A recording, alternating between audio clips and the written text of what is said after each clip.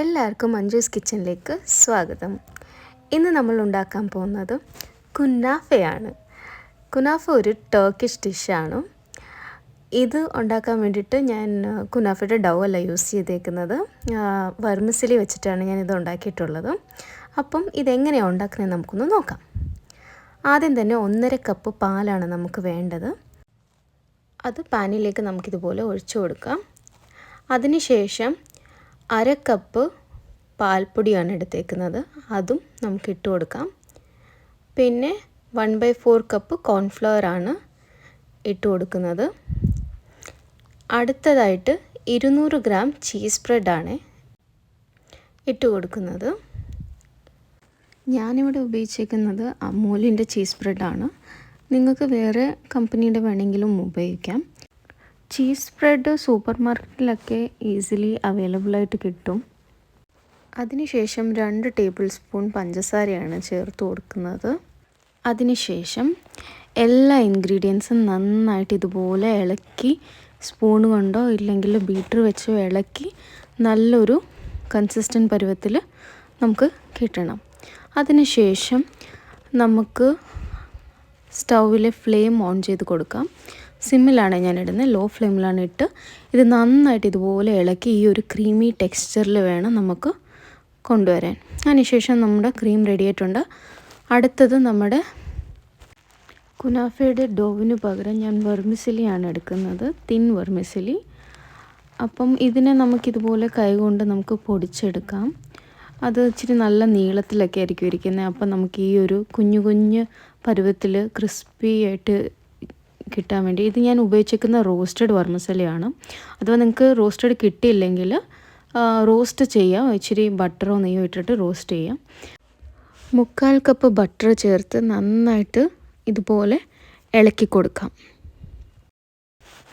കുനാഫ ഉണ്ടാക്കാൻ വേണ്ടിയിട്ട് ഞാൻ സ്റ്റൗ കത്തിച്ചിട്ടില്ല. അതിന് മുമ്പേ ഒരു പാൻ എടുത്തിട്ട് അതിലേക്ക് ബട്ടർ ഇതുപോലെ ഇട്ട് കൊടുത്ത് നന്നായിട്ട് നമുക്ക് പാൻ ഗ്രീസ് ചെയ്തെടുക്കാം. ഇത് ചെയ്യുന്ന എന്തിനാന്ന് വെച്ച് കഴിഞ്ഞാൽ നമ്മുടെ കുനാഫ നമുക്ക് ഫ്ലിപ്പ് ചെയ്യണം. അപ്പോൾ ഈസിലി വരാൻ വേണ്ടിയിട്ടാണ് നമ്മളിതിന് ഗ്രീസ് ചെയ്യുന്നത് ആദ്യം തന്നെ. അതിനുശേഷം കുനാഫയുടെ ഡോ വഴി നമ്മുടെ വെർമിസെലി ഇതുപോലെ സ്പ്രെഡ് ചെയ്ത് കൊടുക്കാം. ഈ ഒരു റൗണ്ട് ഷേപ്പിൽ വേണം നമുക്ക് ഇതാക്കാൻ. അപ്പോൾ ഞാൻ പകുതി വെർമിസെലിയെ ആദ്യത്തെ ലെയറിന് വേണ്ടി എടുത്തിട്ടുള്ളൂ.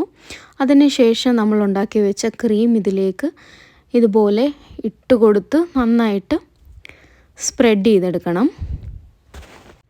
ഈ ക്രീം ഉണ്ടാക്കുന്ന അളവ് ഞാൻ പറഞ്ഞേക്കുന്നത് 2 കുനാഫ ഉണ്ടാക്കുന്നതിൻ്റെ ഒരു അളവാണ്. അപ്പം ഇതിനകത്ത് ഇപ്പം ഞാൻ എടുക്കുന്ന ക്രീമെന്ന് വെച്ചാൽ ഇപ്പം പകുതി ക്രീമാണ് എടുക്കുന്നത്, ഒരു കുനാഫയ്ക്ക് വേണ്ടിയിട്ടുള്ള ക്രീമാണ്. അപ്പം ഞാൻ ഒരു കുനാഫ ഉണ്ടാക്കാൻ വേണ്ടിയിട്ട് 150 ഗ്രാം വെർമിസെലിയാണ് എടുത്തിട്ടുള്ളത്.